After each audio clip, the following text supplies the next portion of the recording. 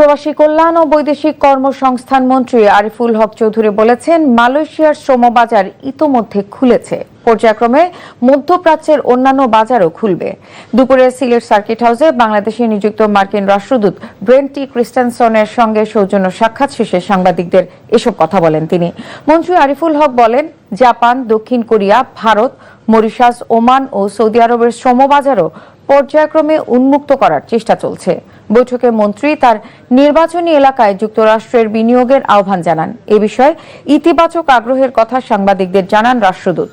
পরে ঐতিহাসিক ক্রিংবিজ ও সুরমা নদী এলাকা পরিদর্শন করেন মার্কিন রাষ্ট্রদূত ব্রেন্ট টি ক্রিস্টেনসন।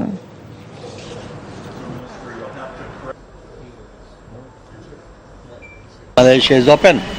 আমি বলছিলাম না জুলাইতে is open as soon as দেখুন মিডল ইস্ট সব জায়গায় আমাদের শ্রমবাজার খুলে যাবে ইনশাল্লাহ। খুলে গেছে অলরেডি, মালয়েশিয়া গতকালকে খুলে গেছে।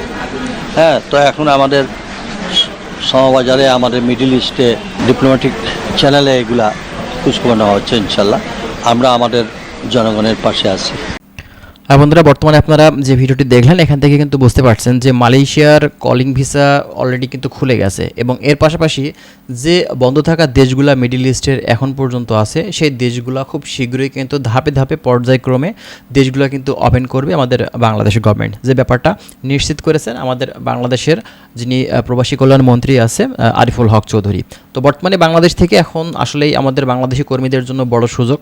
এশিয়া সহ মিডল ইস্টের এবং ইউরোপের বিভিন্ন দেশের আসলে বিভিন্ন ক্যাটাগরিতে সেখানে গিয়ে দেখা যাচ্ছে যে কাজ করার সুযোগ মিলছে। তো এক্ষেত্রে বাংলাদেশ থেকে আপনারা আবারও কিন্তু ওমানে যেতে পারছেন, সেই সুযোগটা কিন্তু নতুন করে আবার আপনারা কিন্তু পেয়ে যাচ্ছেন, ঠিক আছে। আর ওমানে যাওয়ার জন্য আপনারা যারা অলরেডি ডকুমেন্টস বিভিন্ন এজেন্সির কাছে ফাইল আগে থেকে দিয়ে রেখেছেন, টাকা পয়সা দিয়েছেন, আপনারা অবশ্যই যদি পারেন, যদি ভালো এজেন্সি তারা হয়ে থাকে, যেহেতু বিগত দিনগুলোতে ভিসা বন্ধ ছিল বিধায় তারা পাঠাতে পারেনি, তবে এখন নতুন করে ভিসা ওপেন করলে অবশ্যই তারা যদি ঠিকঠাকভাবে কাজ করে থাকে তাহলে কিন্তু অবশ্যই আপনি ওমানে যেতে পারবেন। ওমানের ভিসা যখন খুলে দিবে তখন কিন্তু সকল জায়গাতে আপনারা কিন্তু অফিসিয়ালভাবেই জানতে পারবেন এবং আমরাও কিন্তু আপনাদেরকে জানিয়ে দেবো যে ওমানের কাজের ভিসার বর্তমান সর্বশেষ আপডেট পরিস্থিতি আসলে কী আছে, ঠিক আছে।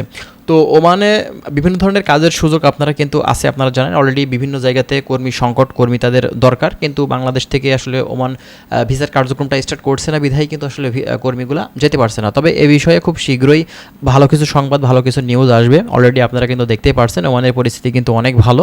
তো যাই হোক, আমরা চেষ্টা করছি প্রতিনিয়ত যদি সঠিক কোনো তথ্য পেয়ে থাকি সেটা আপনাদের মাঝে শেয়ার করার। আর যদি আপনাদের কোনো কিছু জানার থাকে সে বিষয়ে অবশ্যই আপনারা কমেন্ট করতে পারেন। ভালো থাকবেন, আল্লাহ হাফেজ।